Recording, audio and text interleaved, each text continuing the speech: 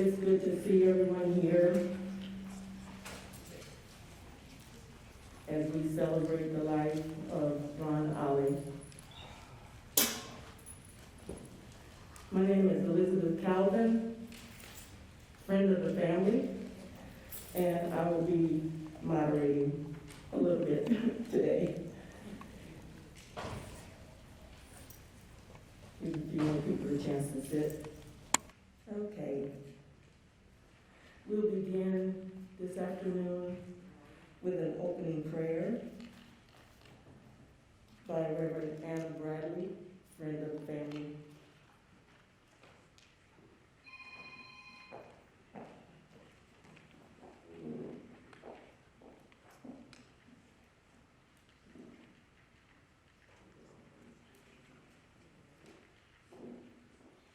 Greetings.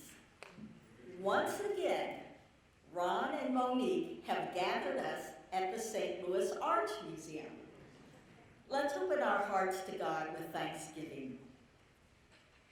Gracious God, our hearts overflow with gratitude for the life of Ronald, Maurice, Ollie. While a global pandemic may have delayed our gathering, we are here today to celebrate our gregarious friend. God, we are thankful that you are faithful to your word, that if we delight in you, you will give us the desires of our heart. While no life is without its challenges, certainly Ron received an abundance of his desires, a passion for art, and the capacity to pursue it, a rewarding career, and most significantly for him, a loving marriage with Monique. Even before these adult blessings, we are grateful for the loving family nurtured by Bert and Velma Ollie. Ron, as you peer over from your heavenly perch, take delight in our remembrances. They are our comfort as we miss you. Ron, your smile lit up the world, and we will treasure you forever.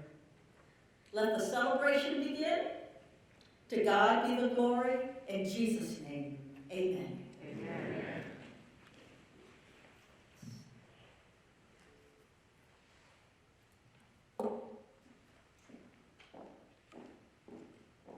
And now we'll have a video presentation.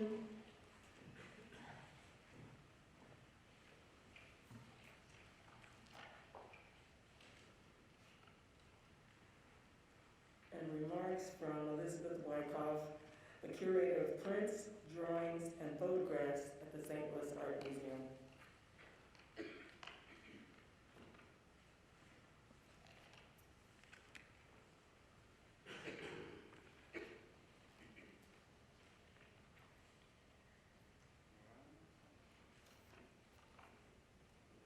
So let's look at the inquiry of what is art? What is art? Someone said that art is anything you can get away with.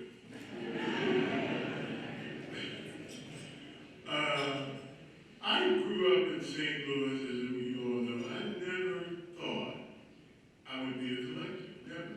But yet, as Marianne knows, she's kind of my biographer. I collected pennies. I collected marbles, baseball cards. In fact, one time I gave my beautiful marble collection away. Now, you know marble is abstract art. And I got to think of it about it 2 weeks afterwards. I said, why would I give my marbles away? And I went back to Terry and he said, nope, no. But I always collected something. I guess I have that collector's gene, as it were. It's been a gratifying ride and experience.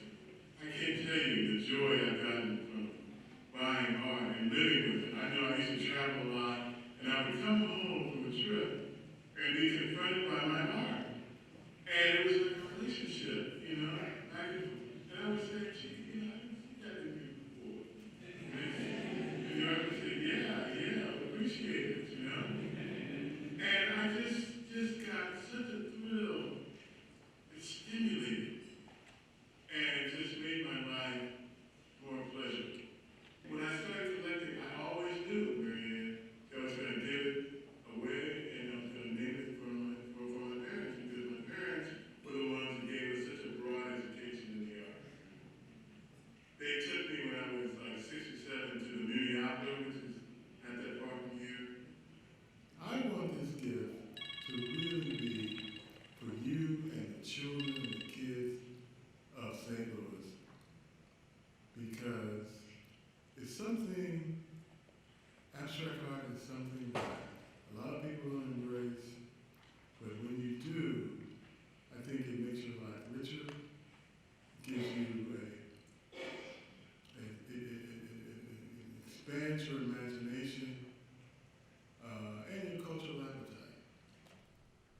it's affected me so deeply. I mean, I've seen people that I never had seen in so many years. There's one gentleman, his name is Booker Shaw, that was here. He's an attorney in town.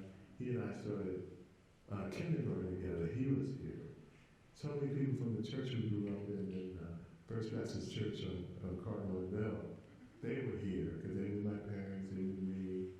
My sixth grade teacher, Mr. Shaw, who made it possible for me to focus on abstract art in the art class, because he did not criticize me. He embraced me. I guess he said, if that's what the only thing you do, let him do it. And he encouraged me. And my cousins, my family, Monique's family, you know, it's just been one big emotional high.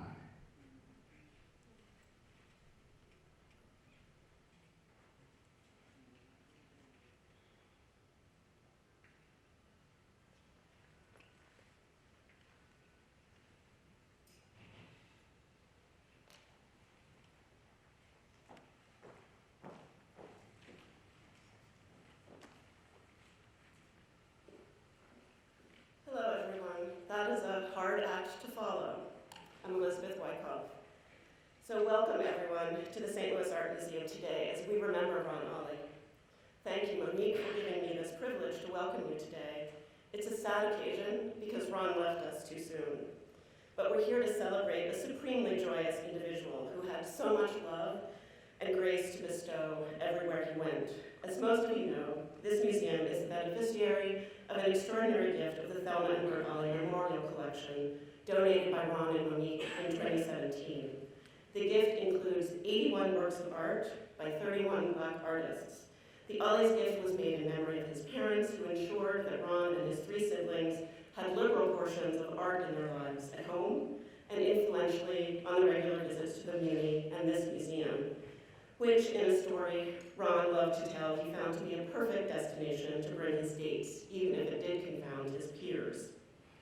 In one fell swoop, the Ollie Memorial Collection expanded the story of abstraction that we're able to tell in our galleries by including the work and voices of 5 generations of Black artists who embraced and expanded the field in innumerable ways, from Norman Lewis, Robert Blackburn, and Sam Gilliam, to James Little, Nanette Carter, St. Louis's own Admiral Gatewood, and so many more.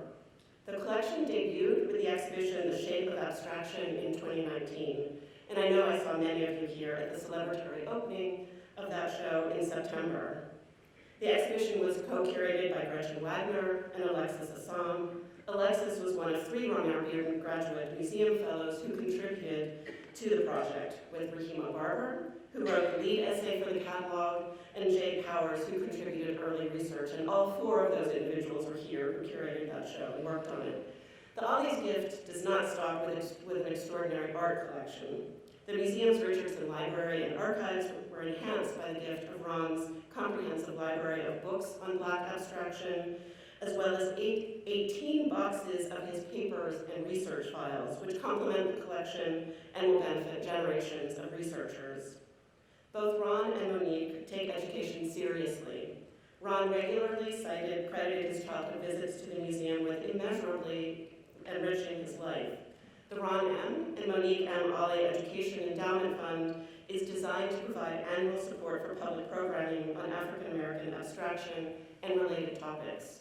The programs organized around the shape of abstraction provide a glimpse of future possibilities, from the keynote lecture by Valerie Cassell Oliver of the Virginia Museum of Fine Arts, to Ron's own lecture, which we saw a piece of here on the screen. The Martin Luther King Day celebrations were sadly canceled by inclement weather, but they were to include a lecture by Talitha Fleming from the African American History Museum in Washington, D.C., and a musical performance by Della Thedford and the Gospel Symphonic Choir with Ron himself singing. Another inspired program was the dual performance of 2 St. Louisans of national stature, trumpetist Keon Harold and Quincy Troop, the author of the poem The Shape of Abstraction for Ron Ollie, which gave the exhibition its name. Ron had many special gifts, as everyone present today knows. The one I want to talk about was his gift of bringing people together.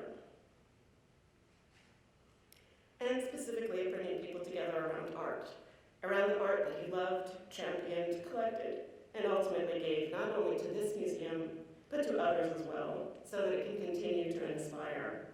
It also started with family. He included his siblings, Joyce and Reggie, in the gift from start to finish. And the two of them have contributed the Ollie Family Resource Card, which includes children's literature focused on themes inspired by the Ollie collection. A dozen of these books have already been featured in the museum's virtual We Wednesday programs. These are inspired online readings with activities for ages 3 to 5. So I miss Ron's regular emails, apprising many of us of the accomplishments of his artists, and his phone calls, which inevitably brought a smile to my face. Ron brought his magnetic energy to each and every one of the artists whose work he loved, and whose careers, in many cases, he followed closely and promoted. With his gift to SLAM, he brought colleagues together from across the entire museum. His presence energized literally everyone who came into contact with him. I pay tribute here, too, to my colleague Nicole Bridges, curator and head of the Arts of Africa, Oceania, and the Americas, who came to St. Louis after working at the Newark Art Museum, where she was warmly embraced by Ron and Monique. It was Nicole's arrival in St. Louis that initiated the discussions leading to the Ollie gift at the St. Louis Art Museum, and she would be here today, but we're not for a long-standing commitment out of state. On a personal level, from the moment I stepped into Ron and Monique's car at the Newark train station in November 2015, on the way to discovering their collection, I knew that I was in a very special place. It was instantly clear that I was in the presence of two extraordinary individuals, and my life has been enriched by knowing the two of them just as much as the museum and its public will continue to be enriched by their gift.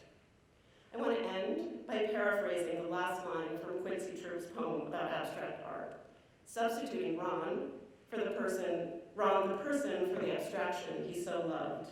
Ron's life, indeed, fills up space with magical, mysterious wonder.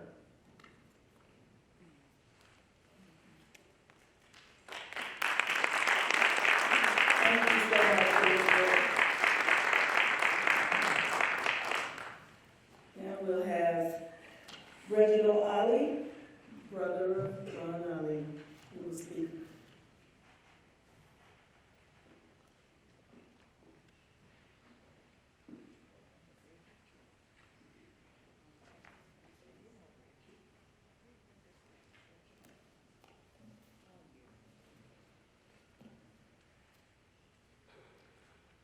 Good afternoon. When Monique was planning the memorial for my beloved brother, Ronald Maurice Ollie, I attempted to avoid making remarks because of the great pain it would cause me. So I attempted a move to be the master of ceremonies. However, my sister Joyce would not have this, and she strongly advocated for me to make the remarks on behalf of the family. Joyce was skilled in these maneuvers, being the only girl out of the four Ollie siblings. Therefore, I caved and agreed to make these remarks today. This has been an extremely painful time for me and my family, because losing Ron, the youngest of the clan, did not stop. We lost Bert Jr., the oldest of the clan. As a result, I find myself muttering over and over again this excerpt from Luke 22:24. Father, if you are willing, take this cup from me, yet not my will, but yours be done. Father, if you are willing, take this cup from me, yet not my will, but yours be done. This particular scripture has provided some comfort. However, additionally, I've experienced the loss of 8 other family and friends within less than a year.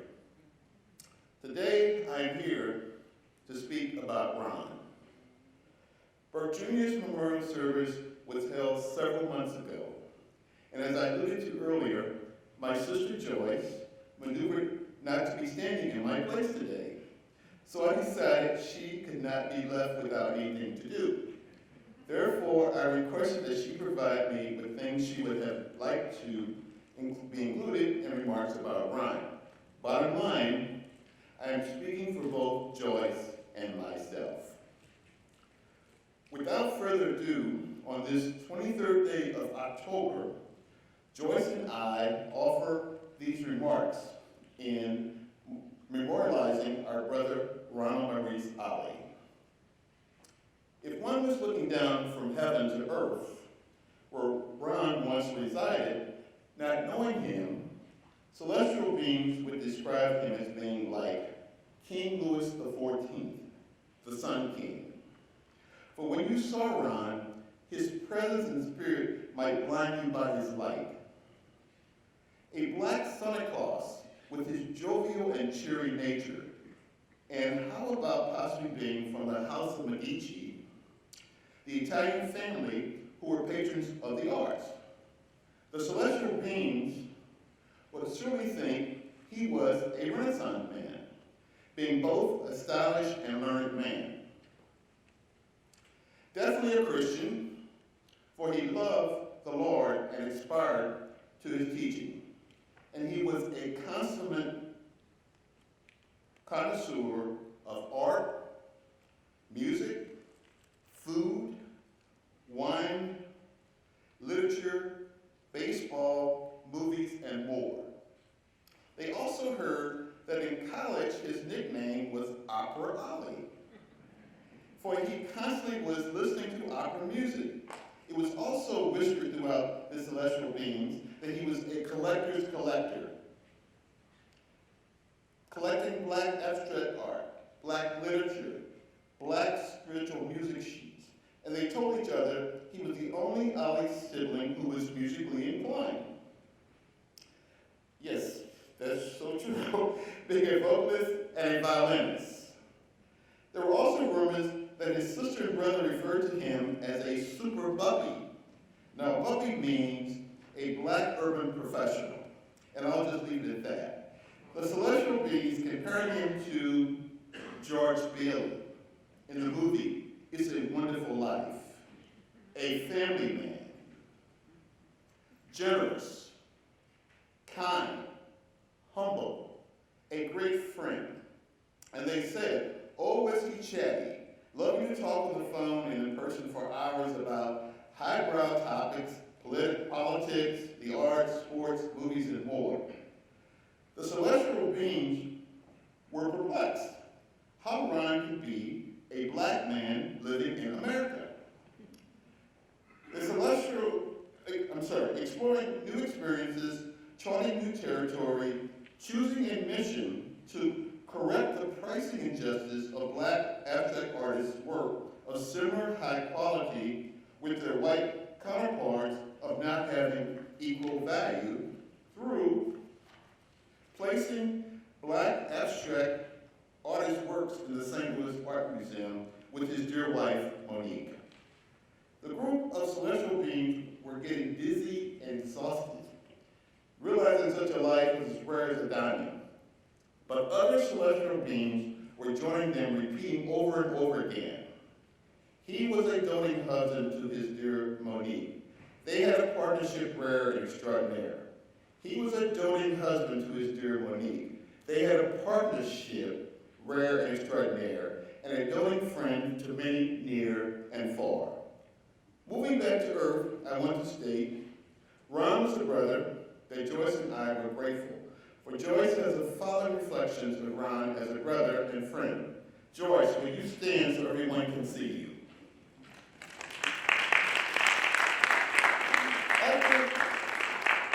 Many think Ron's passion in his life was abstract art. But when I think about Ron, I would say his passion was family. Ron loved his family, and he expressed it in so many ways. After he moved to Kansas City during his early professional life, I have remembrance of him coming to St. Louis on cold winter days for the christening of his godchild, my daughter, Deidre Elise Wilkes. Through the years, Ron would always reach out in the mornings, and I do mean early, for a phone call, just to catch up. He designated himself as a family liaison with our older brother Bert and kept in touch both physically and by phone with him throughout the years.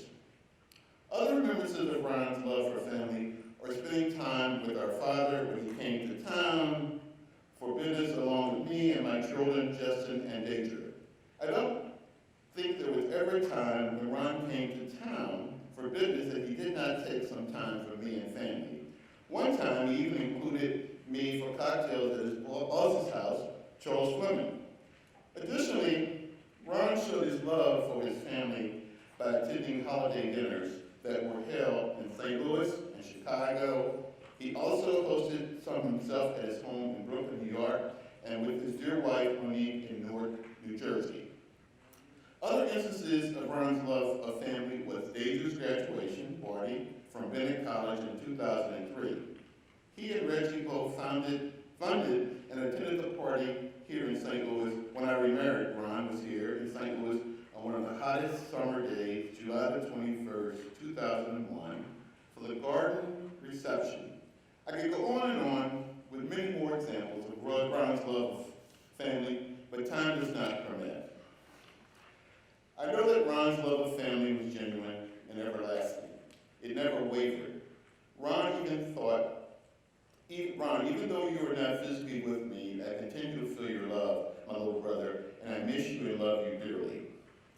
Given that Joyce and I are 18 months apart, many thought we were twins growing up. Her aforementioned reflections are mine as well, with only the names of the family members changed.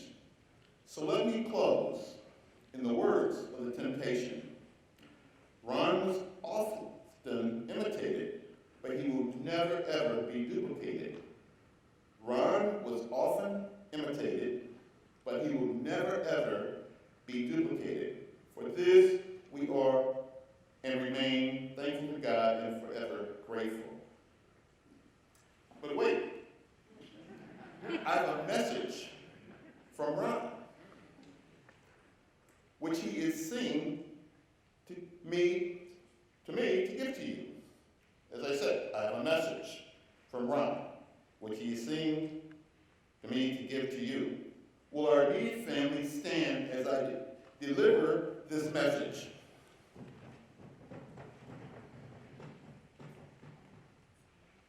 When peace, like a river, attendeth my way, when sorrows like sea billows roll, whatever my lot, thou hast taught me to say, it is well with my soul.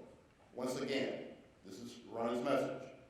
When peace like a river attendeth my way, when sorrow like sea billows roll, whatever my lot, thou hast taught me to say, it is well with my soul.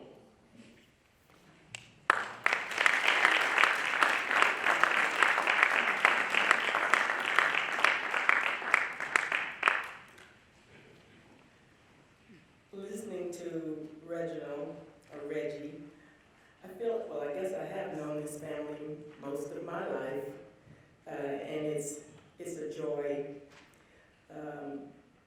to be able to appreciate all the things that are said, and to know that I listened to what Ron said at the end of the initial video, and he said it's been a gratifying ride and an emotional high, and I think that that's what the rest of today will be for us.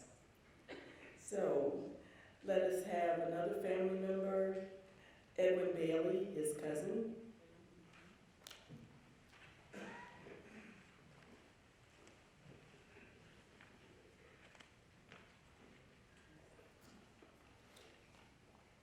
Good afternoon. Sunset and evening star, and one clear call for me. And may there be no moaning of the bar when I put out to sea. But such a tide as moving seems asleep, too full for sound and foam, when that which drew from out the boundless deep turns again home. twilight and evening bell, and after that the dark. And may there be no sadness of farewell when I embark. For though from out our bourne of time and place, the flood may bear me far, I hope to see my pilot face to face when I have crossed the bar. In his oft-recited poem, Alfred Lord Tennyson offers a compelling metaphor relative to the transition experience from life temporal to life eternal, and thus provides us with an obvious rationale for our gathering together this afternoon. Ronald Maurice Ollie, or Ronnie, as I always called him when we were children, was much more than a first cousin to me. He was a trusted and valued friend and brother. Over the years, as we grew to know each other more and more, I often thought of Ron as a Renaissance man, a man for all seasons. As we were growing up, Ronnie, his older siblings, Bert Jr., Reggie, and Joyce, and me and my siblings, Rosalind and Jean, were a tight unit. Because of the closeness between our parents, coupled with the fact that we attended the same church, we were together every Sunday, sometimes all day, for those of you who know a little bit about Baptist tradition. And often 2 or 3 times during a typical week. Needless again to say, we got to know each other very well. Because Ron was the baby of our group, I sort of played him off until he entered high school and began to demonstrate his talents academically and musically. In church and at school, Ron was a faithful member of the First Baptist Youth Choir and the Northwest High School Concert Choir, developing and perfecting his strong, melodious voice. I will never forget how pleased and proud I was when Ron flew into St. Louis from Kansas City for my father's homegoing celebration to sing my father's favorite song, My Heavenly Father Watches Over Me. Over the years, as Ron pursued his career in engineering on the East Coast, we continued to communicate by phone on a regular basis. I always appreciated the fact that Ron was so bright and knowledgeable. Our conversations ranged over a wide array of topics, but always included the latest family news, the latest happenings in St. Louis, the music we both loved, the most recent good books we had come across, African American history, politics, and of course, art, Ron's true passion. When Ron married Monique, our entire family was so happy that he had chosen such an awesome mate whom we love dearly and will always admire and cherish. Ron was a true gentleman who always demonstrated the qualities of love, caring, and understanding, and remarkable generosity. And I just want to share quickly a short story about Ron. When I was moving into an apartment for the first time in 1977, I had put together a really neat stereo component system. Those of you who are old enough remember the time when you had to really work at putting together a cool system. And I had these bomb Advent speakers, I had a huge Kenwood amplifier, and I had this Ackey tape deck, reel to reel. I was smoking, figuratively speaking. And so Ronnie came by to visit me, and when Ronnie saw this Ackey tape deck, being an engineer, he was just fascinated. And Ronnie said, Ed, man, where did you get, Ed, I got to have, Ed, let me have this tape deck. I'm moving up to New York. Ed, please, please, please. Ronnie pleaded with me so passionately that finally I broke down. I said, Ronnie, I just bought the doggone thing a couple of months ago, and since you want it so badly, I'll let you have it for a third of what I paid. And so we agreed on a price. Ronnie took the deck up to New York. Fast forward 30 years. In 2007, Ronnie and I were having a phone conversation, and Ronnie asked, Ed, do you remember that TAC tape that you sold me? And I said, sure. And he said, would you like to have it back? And I said, man, you still got that tape? Yeah, I'd like to have it back. He said, man, it's in mint condition. It's been sitting in my family room all those years, and I've never really done much with it. And I said, well, I'll tell you what, Ronnie, to be fair, how much do you want for the debt? And Ronnie said, Ed, don't even talk to me about money. And I said, well, Ronnie, at least let me pay the shipping fee to have it shipped back to St. Louis. Ronnie said, Ed, if you talk about money one more time, I'm going to hang up. The next thing I knew, 7 days later, a big box appeared on my porch, the tape deck from Ronnie, and I look at it now every day, and every time I look at that deck,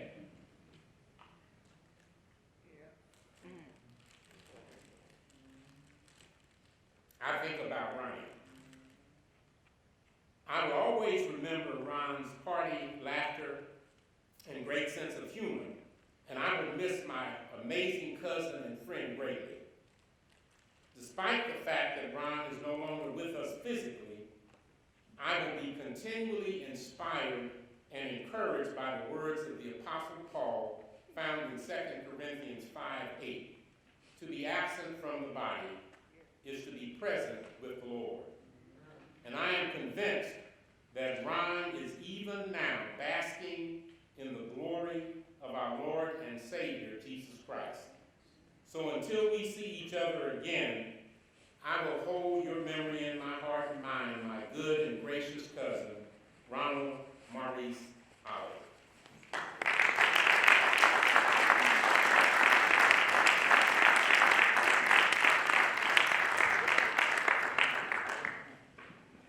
Now we'll have remarks from Wayne Harley.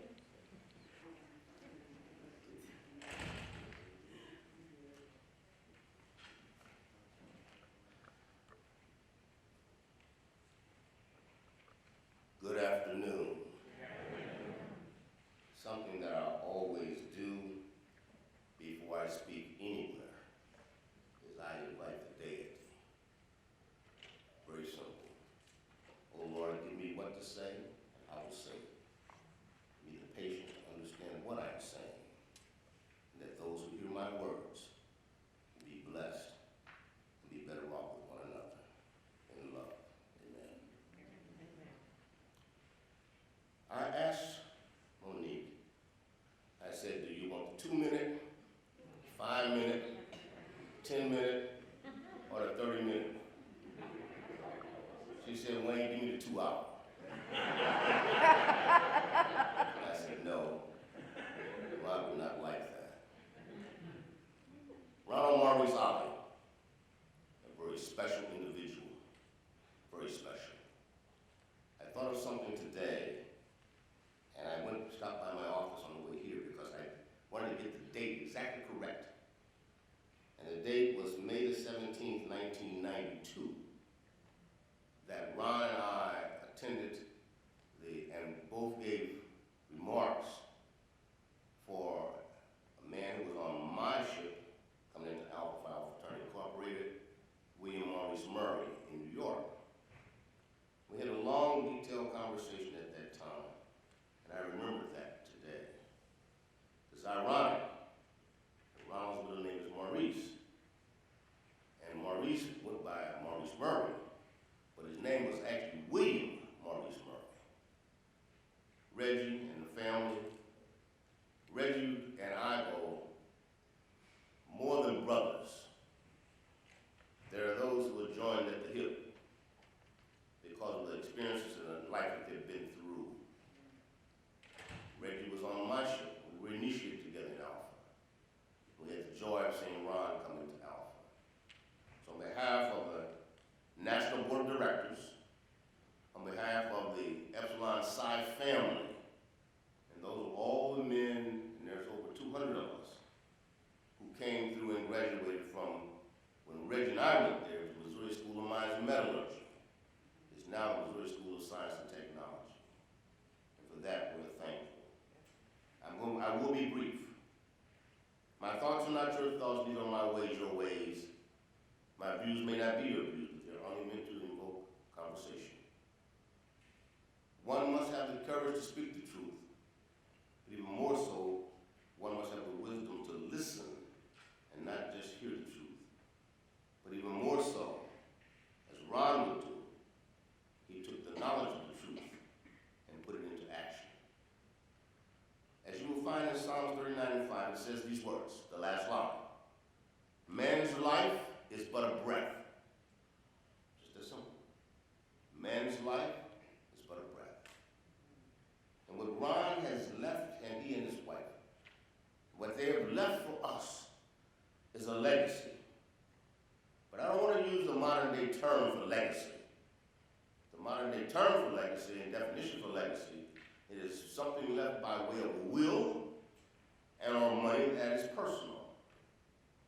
But historically, the word legacy is defined as something that is handed down from one period of time to another period of time. So what is this art collection? What is it? It is a legacy of his time and his lifetime collecting that they have left for us to enjoy and future generations to enjoy. So they have left historically a legacy passed down from one period of time to another period of time. How big of a blessing is that? How much foresight do you need? If you don't understand it, ain't my fault. I told you. That's all I can tell you. So, in closing, I want to say this. Alpha has many variations of documents that we have to review, study, learn, poems, and whatever. But I selected that expresses Ron even more so as a husband, a collector, a gentleman, a scholar, a connoisseur, and above all, a believer that Christ lives. And it goes as follows. Goodwill is the motto of this house. Men unacquainted enter, shake hands, exchange greetings, and depart friends. Cordiality exists among all who abide within. I am the imminent expression of friendship, character, and temperament, changed under my dominant powers. Lives once touched by me become tuned and are therefore amiable, kindly, and fraternal. I inspire the musician to play noble sentiments and assist the chemist to convert ingenious personalities into individuals of great worth. Think about that. Ron's lifestyle impacted others to do better and to be better. I constantly invoke principles which make for common brotherhoods, and the echo responds in all communities, and principally men are thereby recognized with education, health, music, encouragement, sympathy, laughter, all these species of interest given on self-invested capital. Tired moments find me a delightful treat. Hours of sorrow, a shrine of understanding. At all times, I am faithful to the creed of companionship. To a few, I am the castle of dreams, ambitious, successful, hopeful dreams. To many, I am the poetic palace where human feeling is rhymed to celestial motives. To the great majority, I am the treasury of good fellowship. In fact, I am the college of friendship, the university of brotherly love, the school for the better making of men. That was Ronald Maurice Ollie. And so, my sisters and brothers, I leave you with this one thought. It comes from James, first chapter, 19th verse. It said, everyone should be quick to listen, slow to speak,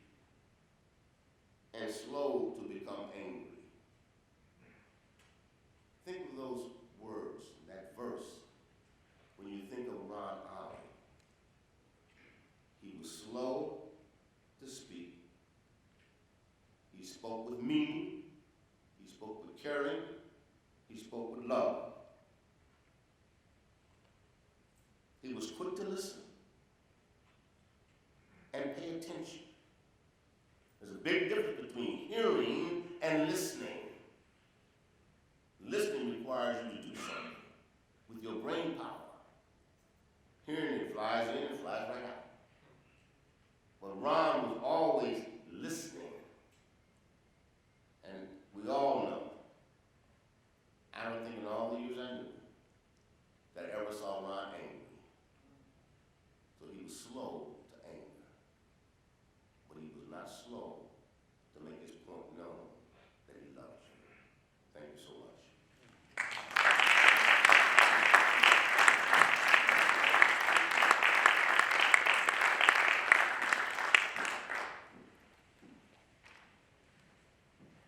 Now we'll have some remarks from a friend of Ron's who had planned to be here, but he was unable to make it due to an emergency situation in his family. His name is Marvin Williams. And I'm going to share with you, I'll read with you the comments that he sent to be shared today. So this is from Marvin Williams, business friend and colleague of Ron's. Ron Ollie need not be enlarged in death more than he was in life. For his was a life full of blessings for all of us, privileged to be called his friends.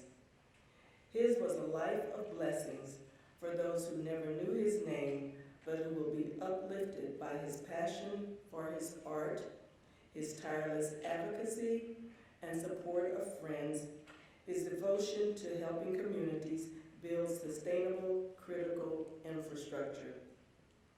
I met Ron over 30 years ago when our respective engineering firms were partnering on a water utility engineering job in New York City.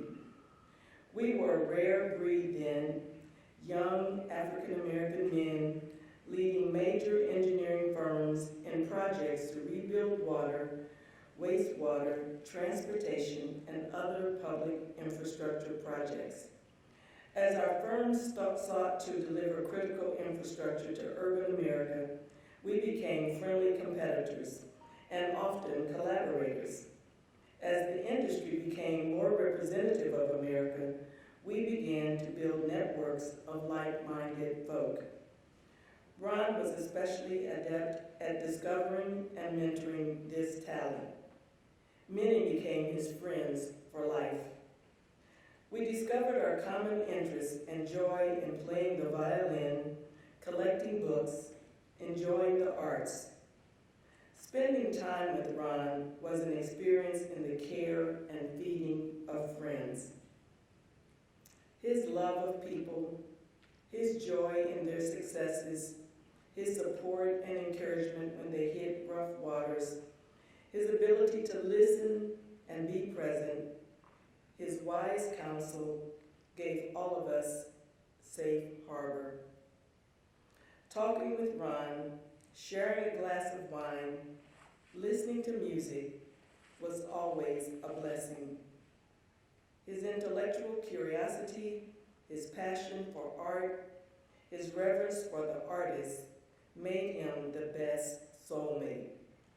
But with his marriage and commitment to Monique, Ron's gift was elevated. Together, they were absolute class. Together, they helped make us family. We will miss his easy manner, his always warm welcome. Our memory of Ron will make us smile and give us the courage to keep discovering this complicated and glorious world. I was happy to call him my brother, Marvin Williams. That was beautiful.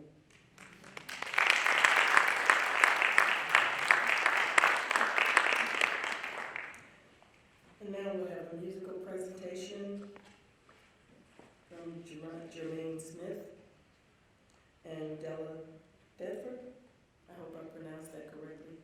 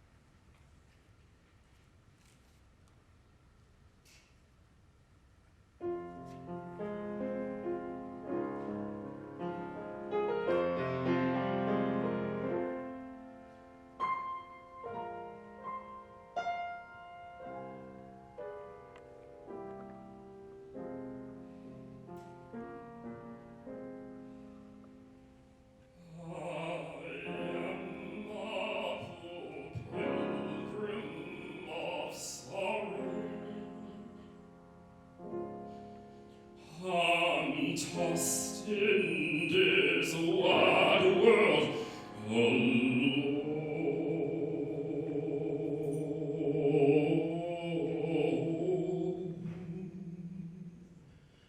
No hope for tomorrow. I've started to make him my own. My mother has reached that pure glory. My father still walking in sin.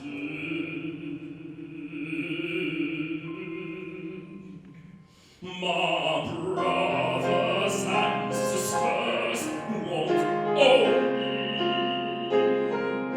me because I am trying to get in. Sometimes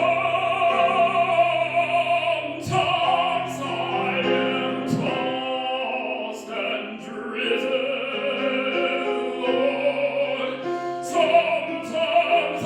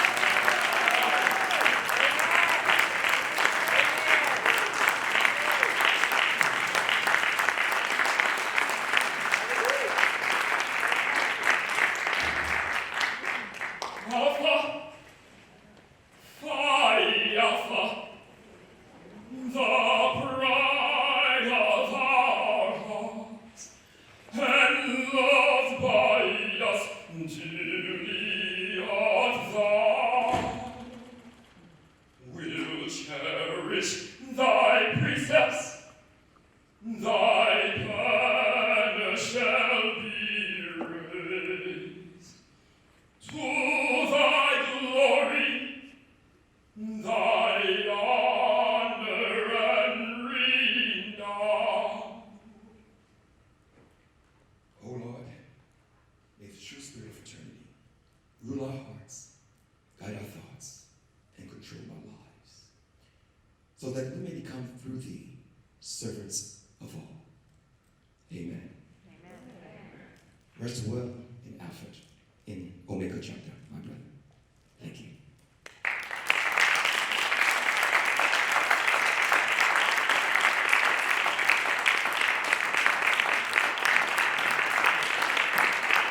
Thank you, Jerome and Joanne. That was absolutely beautiful.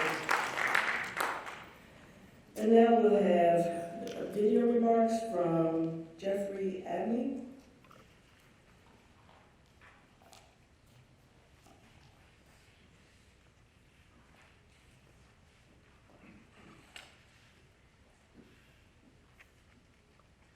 Hello, my name is Horace Jeffrey Ackey. I am a gentleman who met Ron 30 years ago. I do consider him as a friend. Most of us, we know who we are. However, we don't know who we can and will be. Ron, to me, he was a lot of things. He was an individual I could trust, a person that I knew if I needed help or assistance, he could help me. And also, he had integrity. And he was a nurturing person to a whole lot of people. And I know when you all think of him, you have your thoughts about Ron. And as a business colleague and a friend and a partner, Ron and I did a lot of things together that were very, very successful. The most interesting thing is, it took me almost 2 weeks to meet Ron personally when we first encountered each other. He was coming on board at a firm in which I was working at. And he was to run the New York office. So we would talk on the phone. First, a couple of days in, we were talking every day, sharing information and talking. And basically, we agreed that I would come up to New York and do some marketing with him. I, however, was in charge of the Eastern region, and it seemed like it was a great compatible thing that we could do together.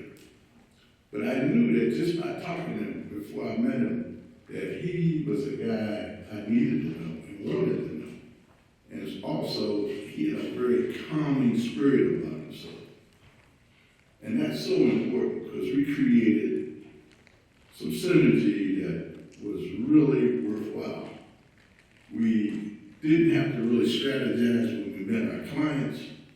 We basically went in, he would be him and I would be me. We were like the peanut butter and jelly. All we needed was the bread. And Ron, he had this really, it's not a seriousness about him, but his excitement would go to levels like, Jeff, really? Really, Jeff? And we would go on from there with a lot of things. We did the city of New York, we did Albany, he came down to Washington, D.C. Many of my friends became his friends became some of my friends. Also, when we were working at the firm, I later went to another organization and worked. And Ron and I would talk to each other. If you needed team partners or needed to hook up with somebody, I would turn them on. So we didn't necessarily have to be on the same team or whatever. And sometimes we were competitors. But the interesting everything, we kept connecting somehow. We had this interconnection, this open connection. I remember one time I was in Chicago, going along with the process of doing some executive training. And I was in a hotel, and down there on the Magic Mile, I was walking through the lobby, who I bumped into, Ronald. And that was very, Jeff, what are you doing here? You know, and he was there for a conference. I was there with some people. And then we ran into another colleague that was there in the same hotel for something else. And we ended up meeting, and we cut some deals in the hotel.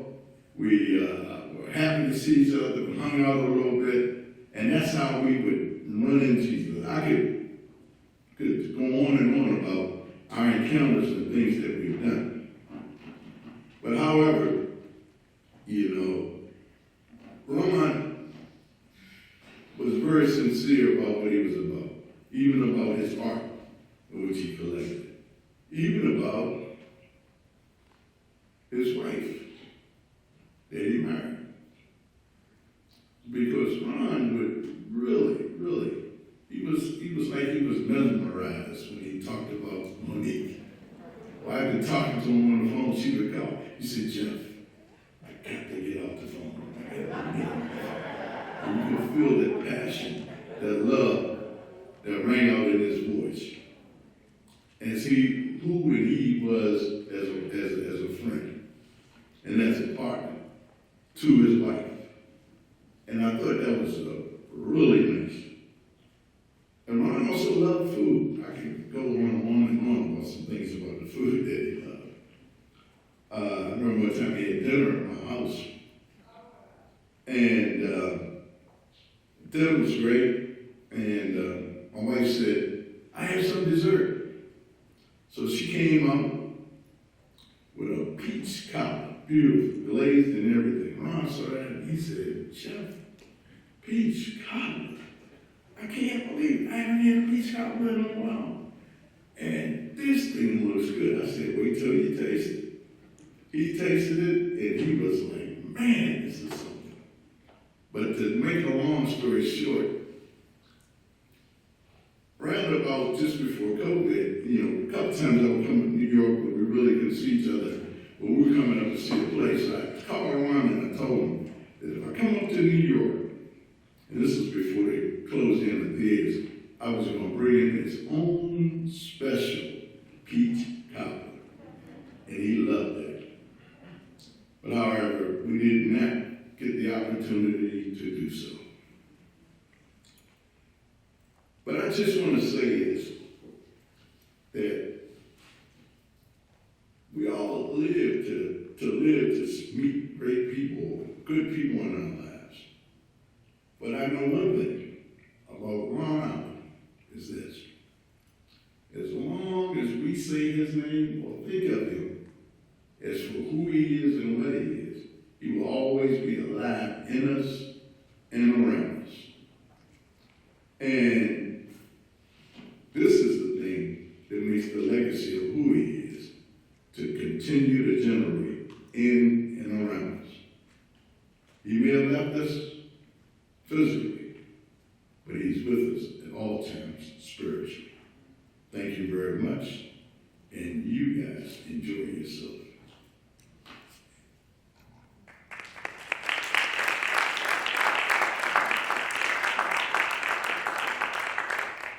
It felt like we were sitting in the living room with him. Now we'll have Lamero Gatewood, one of the artists that's in the collection.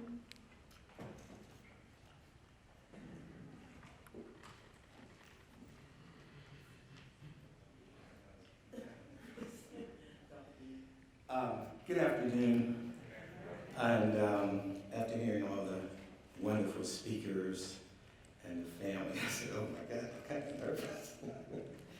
I made a few bullet points. And I want to thank for being a part of the Ollie family and the Mcribley family.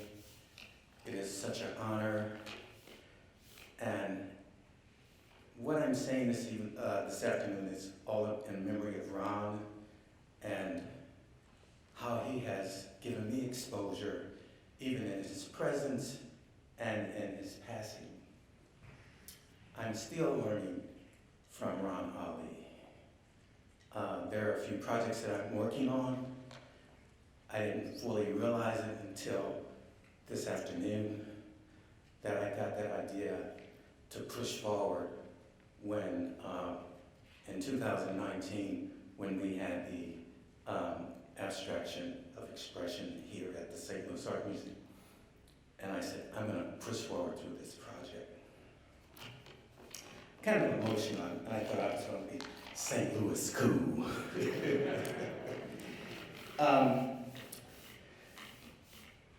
There are a few things. I also want to thank a few curators here who are working here in the staff, Renee Franklin and Kelly, who is in the library, who have helped me, and all this is because of Ron's and our conversations in the past. Thank you guys, I really appreciate it. The St. Louis connection, Quincy Troop, Ron Ollie, and Lamar Gatewood, that's me. We're all from St. Louis. We all decided to move to New York. We had that desire to take it further, and we had vision.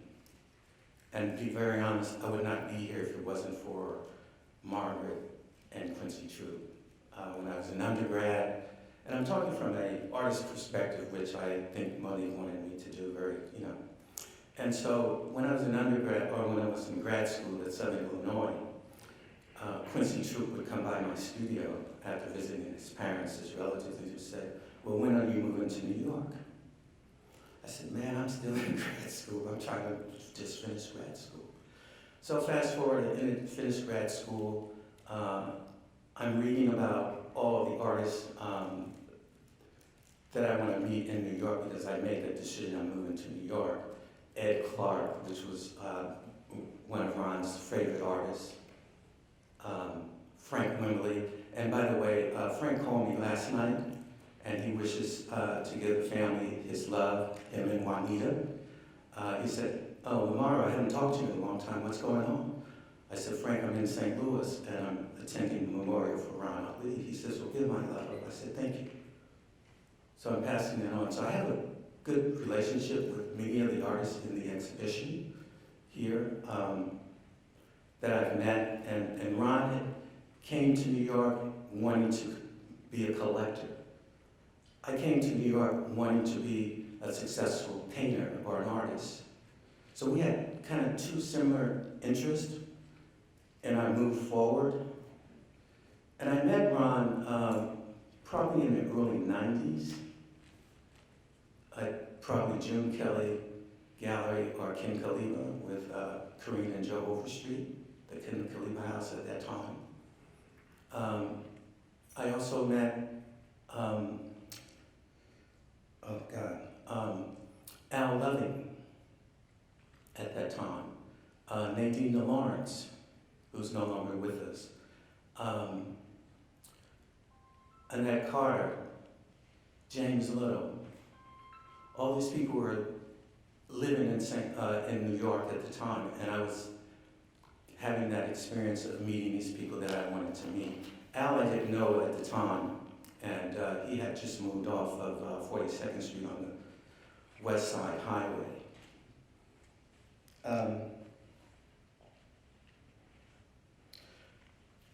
My relationship with Ron probably stretches back like 25 years, and I think Ed had touched on something about his love of music.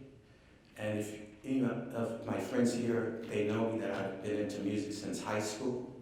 I had my first sound system. My father asked me, what are you going to do with your money from your first job? I said, I'm buying a sound system. So yeah, I do understand. And I started laughing. I said, oh my God, what a wonderful coincidence. So one day Ron calls me out of nowhere. He calls and says, Gatewood, I want to come over to your studio and I want to make a visit. I said, okay, Ron, come, set a date. So we set a date. He comes over. was showing the collection that my wife and I have collected.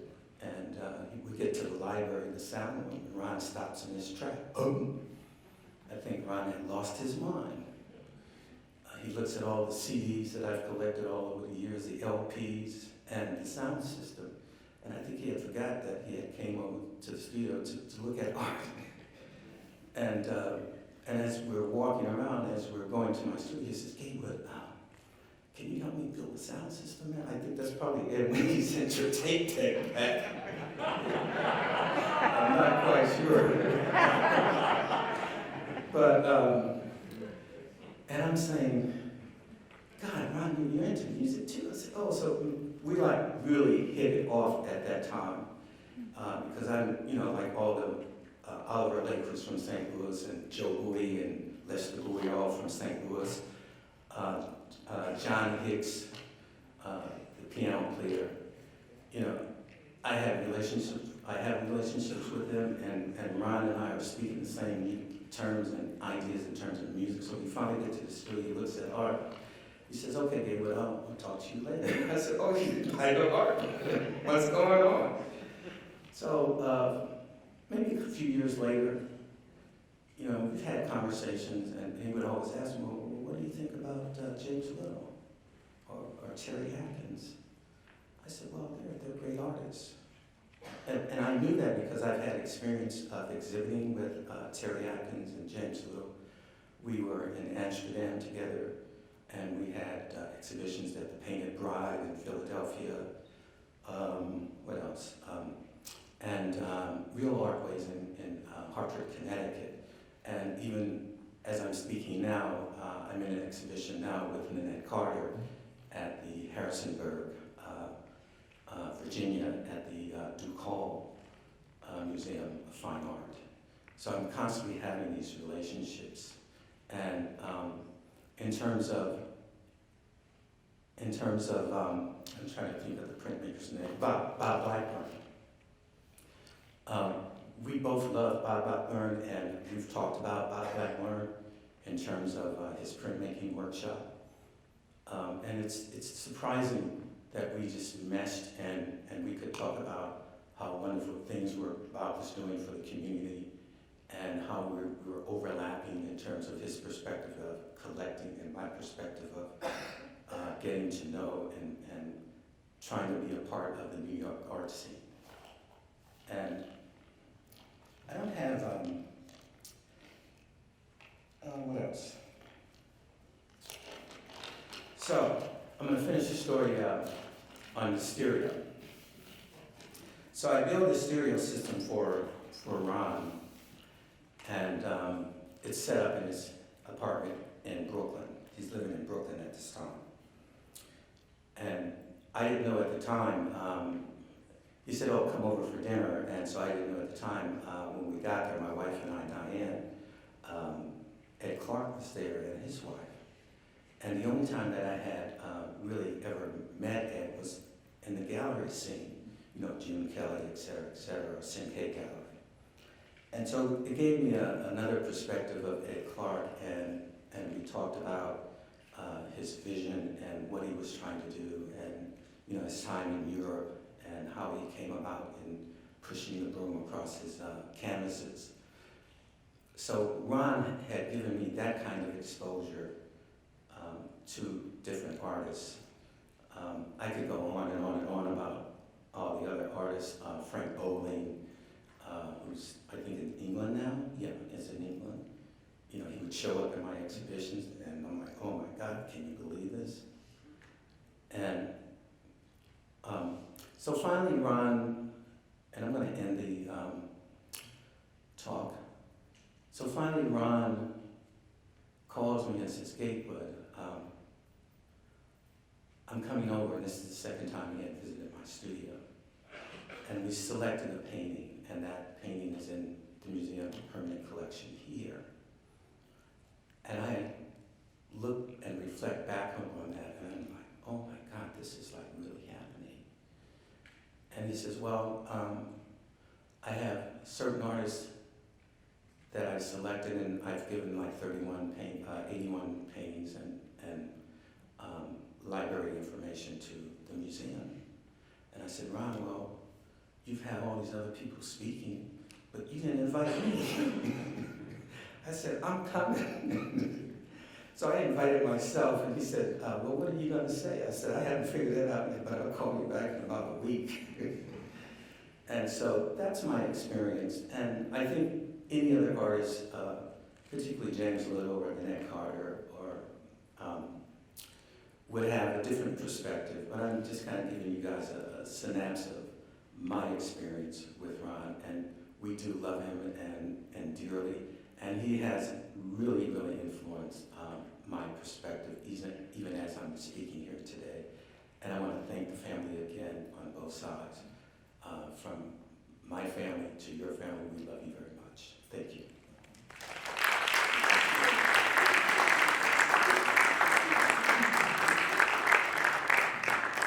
Thank you.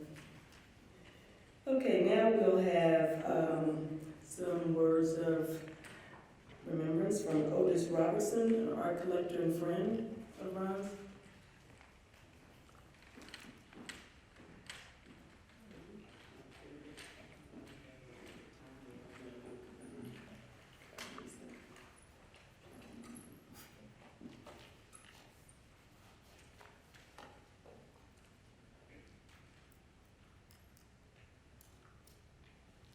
Good afternoon.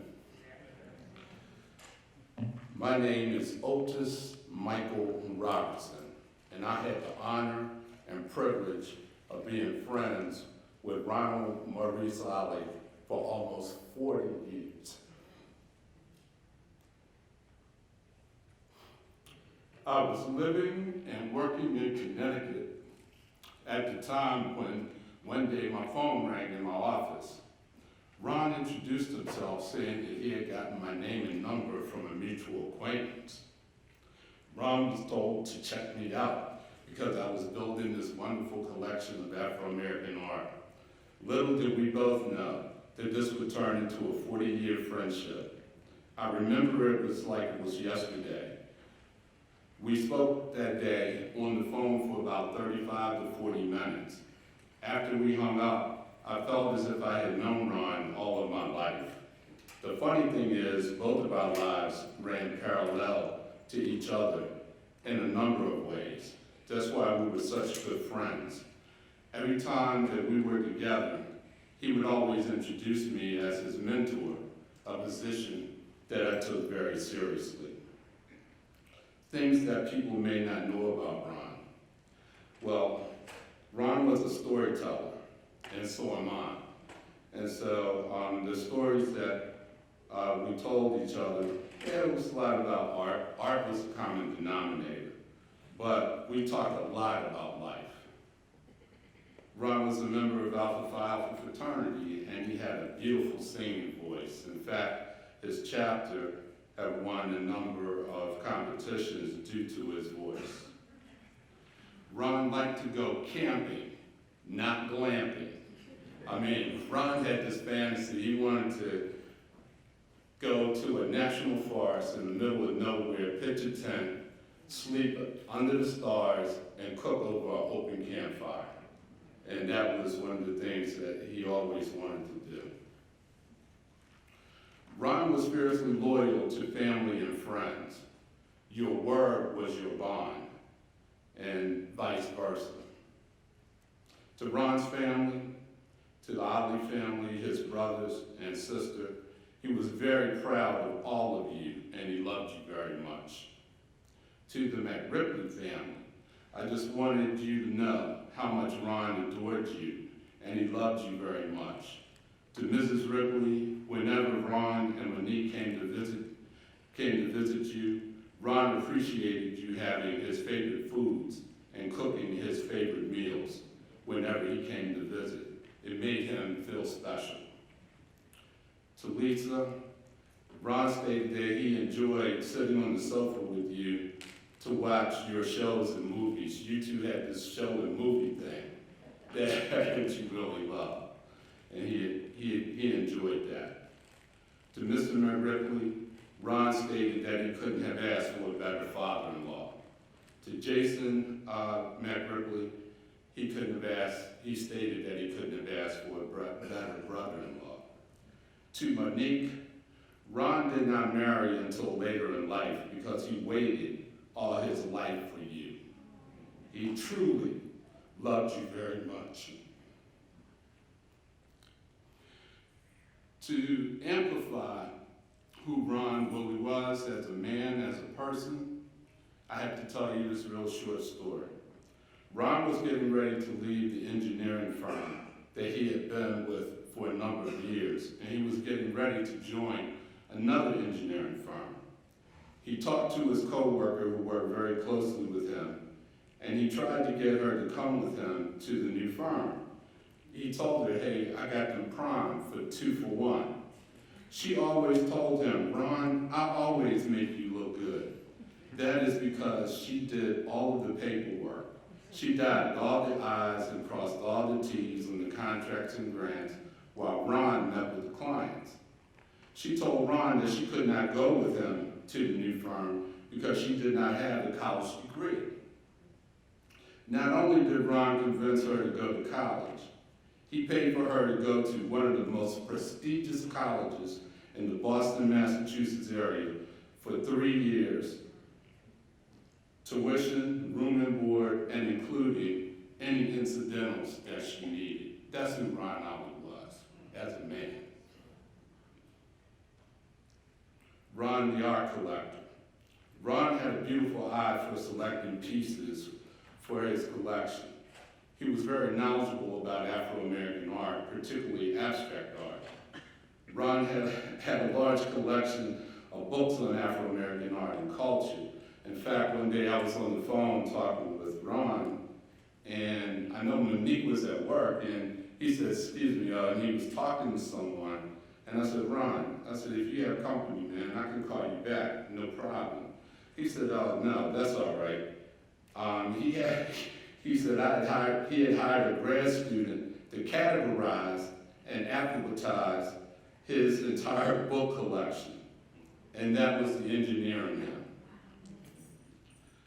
Ron was selected, and this is important, this what I'm about to say. Ron was selected by the Newark Art Museum back in the early 2000s to join their collections committee on contemporary art. Fast forward a number of years later, Ron was asked to become a trustee of the museum and join their board of directors, which he served on with distinction until his death. He also served in the same capacity at the St. Louis Art Museum. And I want to let you know how important this is because there are very few people of color that have a seat at the table, that are in the room to make major decisions about museums, the content, the direction of the museum, and the fiduciary responsibility of the museum. Very few people of color. And that was exceptional. He was on 2 boards. Upon Ron's death, I kept reflecting on his life, and I kept coming back to this particular poem, I Have Only Just a Minute by Dr. Benjamin E. Mays. For those of you who do not know who Dr. Benjamin E. Mays was, he was the president at the time of Morehouse College in Atlanta, Georgia, and he was a mentor, advisor, and confidant to Dr. Martin Luther King Jr. And the poem goes, I have only just a minute, only 60 seconds in it, forced upon me, can't refuse it, didn't seek it, didn't choose it, but it's up to me to use it. I must suffer if I lose it, give account if I abuse it, just a tiny little minute, but eternity is in it. You see, Ron knew that he only had just a minute on this earth to not only put this wonderful art collection together and donate a wonderful gift to the St. Louis Art Museum in the name of his mother and father, he also effected change in the art world by including and increasing the number of artists of color and female artists in the museums. Muhammad Ali stated, it doesn't matter how much money you have or how many riches you own, you can't take it with you. What matters most particularly at the end, is family and friends. Finally, Ron was just not my friend, he was truly my brother. We were brothers. Ron, your work on this earth is done, well done. I love you, Ronald Maurice Ollie. Rest in peace, my brother.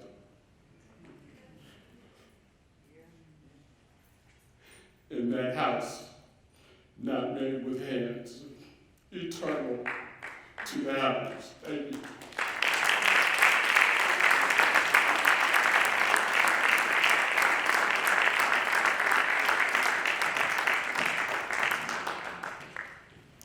Thank you.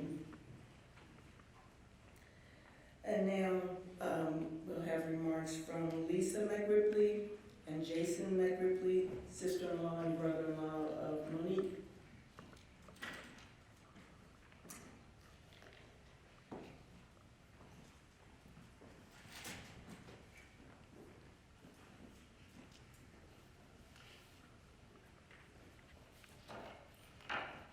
First, we'd like to say it's a great honor to be able to speak on such a great and profound man, Ronald Maurice Ollie. Ronald and I, when I think about him, I think about the bond that we had, and so that word is the first thing that I thought about when I kind of look back at our relationship. Ron was an educator. I think we all know that. He always had something to share to me as an educator myself. He always had a resource. And so we all know in his heart he was an educator, as evidenced by his collection, the beautiful art collection here at our museum here in St. Louis. And so that is the beauty of him being an educator. He also was an educator because he was a master storyteller. We all know that he was just phenomenal at it. And as an educator, I know that you can't teach or you can't give a young person or anybody anything until you make that bond and you make that connection. And he was probably one of the best that I've met at doing that. And we all have that bond with Ron. We all know that he was that storyteller. I think that's why we're all here this evening, because he made that bond and that connection with everybody, including myself. Monique and Ron, they also had a bond with music. Monique was trained classically, piano and viola. We all know Ron with that beautiful voice, and so when Monique asked me to speak, I just heard that voice. I can just, every time someone says Ron, I hear that voice, and it was such a beautiful voice. With me living in Houston, Texas, and having to go to back home to Michigan for the holidays, his voice was the highlight of the holidays. It was the soundtrack for our Christmas holidays, and we always look forward to him singing Christmas carols. And I also know Ron as Uncle Ron. My two children adored him. Ron and Monique would do they would have a song for my son Ellis and a song for my daughter Elise, and they would sing, and with Ron's just perfect tone, it was just such a great thing, and my children just loved him. As a matter of fact, last week my son Ellis, he came home from school, he said, Daddy, I wrote a poem in honor of Ron, and I drew a picture, and it just touched me, and I gave him a hug, and so, Uncle Ron was just phenomenal as well. And so just, the bond that he had as an educator, and, the bond that we had was, we all loved art as well. And so one thing that I kind of wanted to leave and kind of conclude, my words about Ron was there is another great baritone voice by the name of Paul Robeson, and this is a poem called Paul Robeson, written by Gwendolyn Brooks. And so in the poem, they do mention the voice and they mention bond, and so this really spoke to me, and I hope it speaks to you. That time, we all heard it. Cool and clear, cutting across the hot grit of the day. The major voice, the adult voice, foregoing rolling river, foregoing tearful tale of bale and barge and other symptoms of an old despond. Warning in music words, devout and large, that we are each other's harvest. We are each other's business. We are each other's magnitude and bond. So I just want to leave you all with that, and I'm just so grateful to have this opportunity. And we all know that Ron is bonded with all of us here today, so thank you.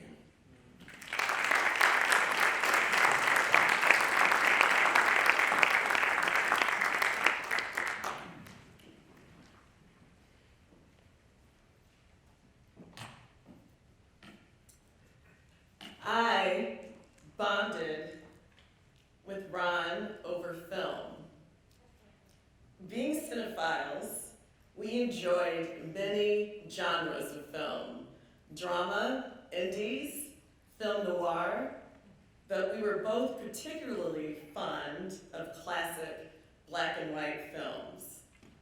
During Oscar season, the Turner Classic Movies channel, TCM, would have 31 days of Oscar, and I would often call Monique on the phone to tell Ron that, for example, the Hitchcock film, North by Northwest is on. Please tell Ron. And Monique would almost always come back and say, Ron's already watching it. So, Ron and I truly loved classic love stories and romantic comedies where actors like Cary Grant and Deborah Carr met, fell in love, separated, reunited, and shared a romantic embrace. Again, this was a long time ago, no major kissing, but a romantic embrace. The end. Being an expert watcher of love stories, I must say that Monique and Ron's love story is one of the best. Their meet cute, as they say in film, or the moment they met, is quite apropos because they met at the semi-annual Black Fine Art Show in New York. And I just want to, on a side note, I just want to say, it was previously mentioned that Ron would like to take his dates to art museums.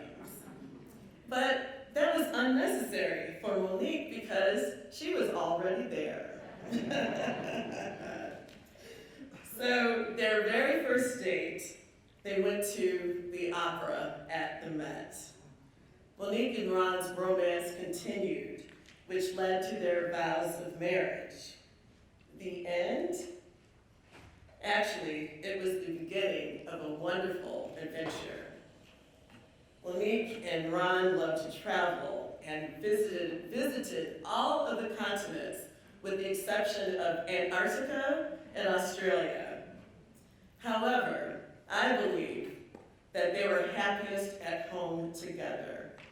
And being around them, I happened to witness a disagreement or two, but even those were cute. Monique and Ron's love story was beautiful, solid, and was written not in Hollywood, but by the Lord above.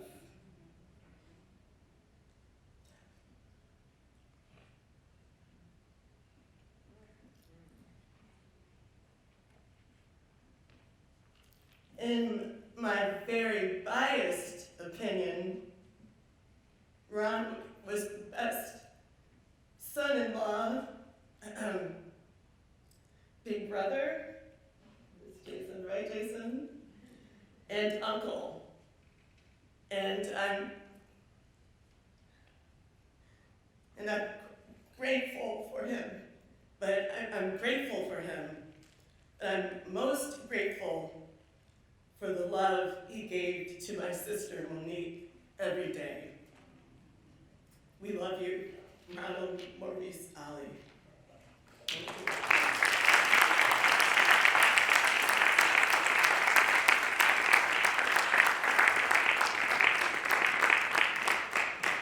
Thank you. And now we'll hear from Mcribley.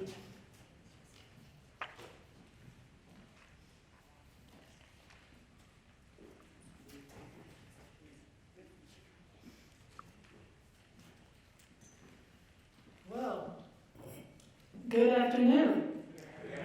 Or as Ron would say, well, hello, St. Louis.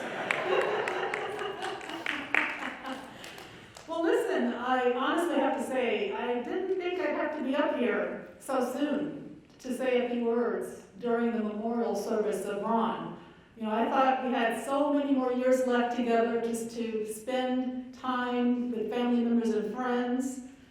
I thought we'd have more time to celebrate each other's birthdays and holidays. I thought I'd have more time just to sit back and hear his lovely voice and to just listen to his many, many, many stories. And Ron would say, yes, that's 3 minis. And I loved each and every one of those stories. But now we are here to celebrate his awesome life, the life of a true Renaissance man, as we heard said before a bit earlier. And you know, he was a man who just loved to laugh, he loved the Lord, and he loved to experience life in the best way possible. So you've heard the story of how we met, obviously, back in 2003. But I wanted to share with you the story that I will hold so dear, and that was actually our first real date.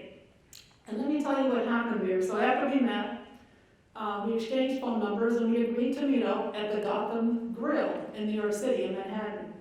And I have to tell you, since then, Ron and I would visit that same restaurant every year for important holidays, Valentine's Day, anniversaries. So it's a restaurant that we have some very fond memories of. So anyway, when I arrived at the restaurant, you know, I was a few minutes early, and I was talking on the phone to my friend Catherine Nero, who actually introduced us. And I was walking around, and I didn't see him, you know, and I was just basically saying, oh, you know, I know I'm early, but I'm sure he's on his way. Maybe I'll look to find a place where I can sit and just wait. So the host of the restaurant must have overheard me, so he turned and said, oh, miss, are you planning to meet someone? And I said, yes, I am. And he said, would that be Ronald Ollie? And I said, yes, it is. And he said, oh, he's been waiting for you. Follow me right this way. And I thought, whoa, this guy's serious. So he proceeded to take me to a very secluded table in the back of the restaurant. I would say it was probably the best table in the entire restaurant, knowing Ron. And when I got there, Ron was waiting for me. He stood to greet me. And I tell you, I was smitten from that point on. And as my sister said, the rest is history. We were engaged the following year in April. And then later in October, we were married. And I tell you, that day, though, as I was driving home from that date, you know, that was the first of many, many lessons I learned. And that's because before Ron, I would ordinarily go to a restaurant, not be concerned about what table I would sit at, you know, but with Ron, I learned that, you know, we work hard and we all deserve to be treated with dignity and respect, and to really, we deserve to have the best that life has to offer. And to me, that was Ron. Now, also, you've heard the story of how he became a collector. Now, you know, in addition to art, he collected books. And you heard about early on, he collected posters and marbles. But one thing I wanted to share with you is that in addition to that, he was fascinated by the written and spoken word. So much so that he actually, back in 1980, started to collect quotes and expressions. And he has 4 volumes of these quotes, and each one of them is filled with just expressions, you know, that you may have heard about, maybe in a film, or just come across. And it's interesting, if you were to open up any of these volumes, the very first cover page, you find these words written, and these were actually inscribed by Ron. And as you can see, it basically says, these are thoughts and ideas to consider, to ponder and wonder about, expressions and wit to admire, insights to be mindful of. Now look, that is classic Ron, isn't it? Now, the reason why I wanted to bring this up is I was taking a look at these volumes, and his very last entry before he died was a very simple quote, basically comprised of these three words: learn, laugh, and love.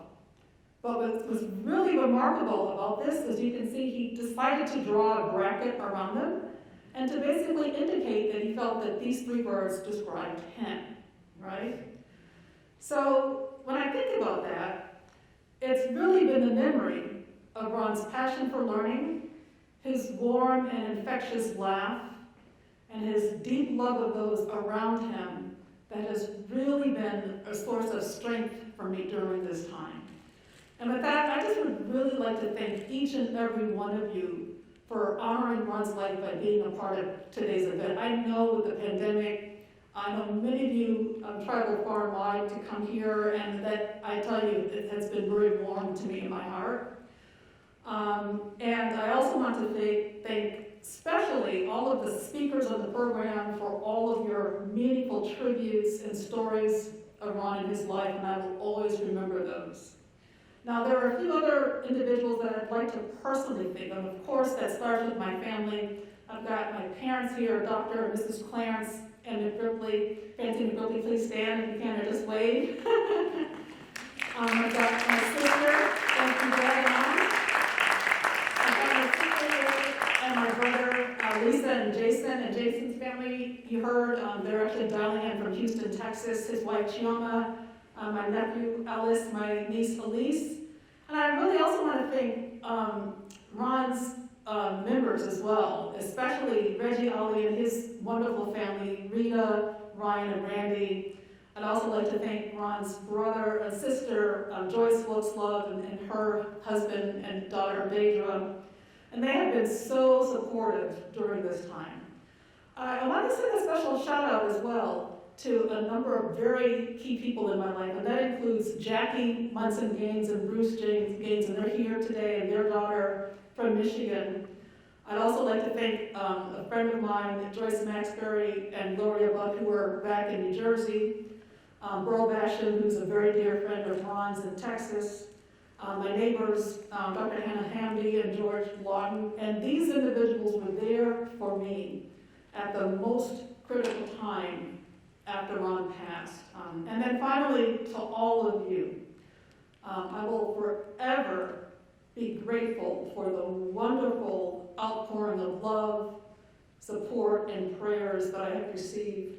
And I will treasure this celebration of Lauren's life for a lifetime. Thank you so much.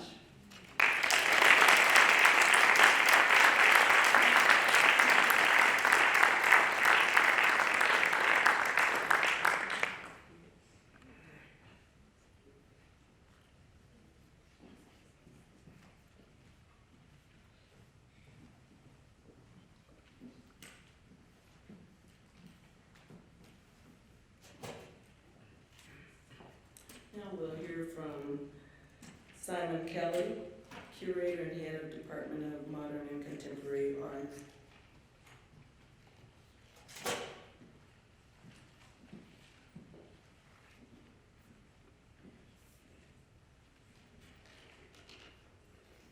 Good afternoon, everyone.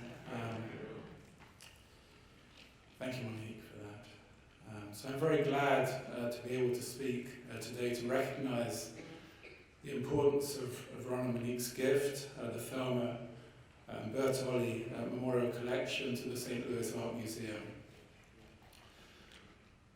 And it's particularly wonderful at the moment to be able to show the 3 works that you can see on the screen here in our contemporary art galleries in the East Building. The 3 artists here, Frank Bowling, Sam Gilliam, and Stanley Whitney, were all very close, I think, to Ron's heart. And one of the things that always struck me about Ron and his collecting was how close he was to the artists he collected. They were personal friends of his. And that was something that was really unique and individual about his collecting. I was personally very pleased to see him collecting the Frank Boland, who was a fellow English artist.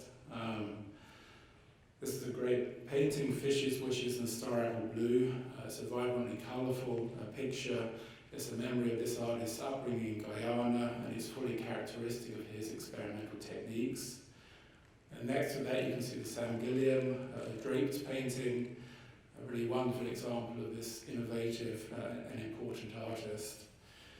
So if you go into the galleries, you'll see that these two works are installed next to each other in the Abstract Expressionism Gallery. They're alongside work by Mark Rothko, and they really set up fascinating and thought-provoking conversations across time. And then also on view is Stanley Whitner's Out into the Open, a work which really characterises the fascination of this artist with colour. Colour, again, is something that really characterises, I think, Ron's taste. This particular painting is installed in the Minimalism Gallery. It's alongside work by an artist called Dan Flavin. And again, it's really important, I think, that it's diversifying the conversation between the artists in that gallery and more generally the museum as a whole. So, I spoke to Ron a lot about his collection, and I think he would have been happy to see his works in these contexts, really expanding the different conversations between different kinds of imagery, and really at the heart of the displays in our museum. Moving forward, we will continue to rotate works from the Thelma and Bertolli Memorial Collection gift into the galleries so that the legacy of that gift will remain alive and vibrant. So just in finishing, I hope you might have the chance to actually visit the galleries to see these beautiful works on display. Thank you.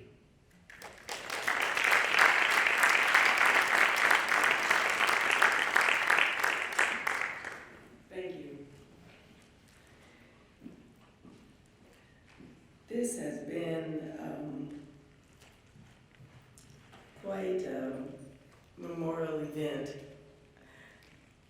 Just hearing from all the friends and family, both the Ollie family, Monique's family, it's really caused, I think, time to pause and think about just the beauty of the person that we are celebrating. And I keep thinking about, I think it was Reggie who first said that Ron was a Renaissance man, and indeed he was. So as we come to a close, I want to just kind of remind everybody that there is a reception in the lobby right out back, and I think it's also on the second floor. And that will be immediately following the program. And the processional to Valhalla, funeral chapel, crematory, and cemetery for the committal service will be at 7600 St. Charles Rock Road. So, we are at the end of our program. I hope that all of you have enjoyed, been lifted up, and just appreciated the person that Ron Ollie was, and that he is the person who will still live in all of our thoughts and our hearts. He truly was a Renaissance man, and I think that he was one of a kind, and that we truly appreciated knowing him, loving him, spending time with him. So I just want to thank everybody for being present and being with both families on this day. So we will now proceed to go to the reception.